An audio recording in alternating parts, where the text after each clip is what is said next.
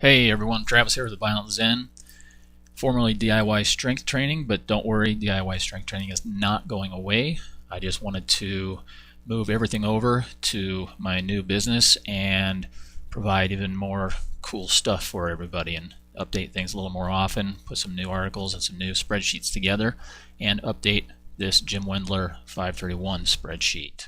Since you're seeing this video right now, I'm assuming that you've already watched the original instructions, so I'm not going to go over all of that. I'm just going to do the quick updates.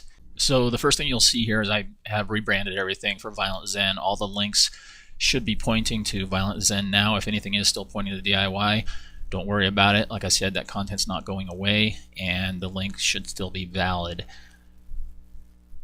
One of the first things I did, I had questions about assistance work from a few people. So what I did was I created an assistance work tab here and broke it down between the 4 primary lifts, the 4 primary days. And if you want to, you can go in here and change any of this, or you can update it, but keep all your content within the yellow. And you'll see why here in just a second. The other thing too is these aren't a comprehensive list of everything that I do, but it's a good list of different assistance work for those specific days and lifts. When you do put the information in there, you'll see, if you go into cycle 1 here, you'll see that when you click on assistance, you'll get a drop down now. So anything you put under the bench column will show up in this list if you want to just have a list of stuff to pick from. Or you can always, type in whatever you want.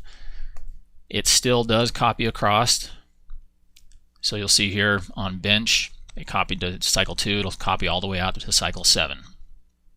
The other thing I did was originally I had a percentage increase for assistance work, and it didn't even work, so I'm surprised that nobody brought that up.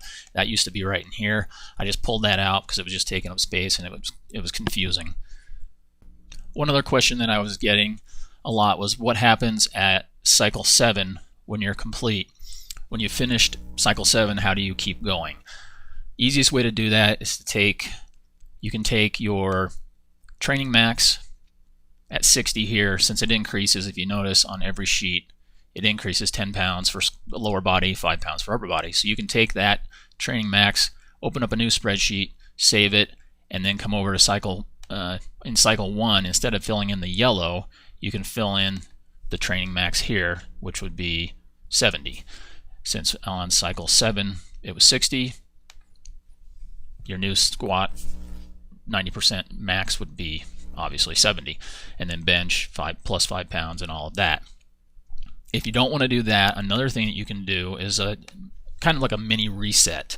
You can come in here and take your best set of 5, which here is 51, and this is the non-rounding version because if you want to micro load, you can do that, and it was too much work to update 4 spreadsheets instead of, because this is the portrait version.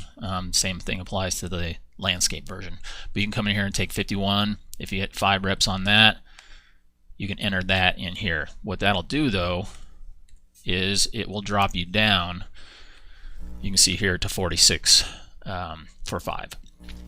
The other thing too is the reason I have this grayed out, if you don't remember, is so that you can handwrite in the total number of reps that you get, since you're going for 5 plus, 3 plus, and 1 plus.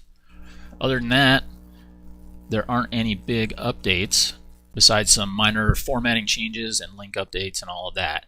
So with that said, Travis with Violent Zen, and remember, it's not about how you train, it's about why you train.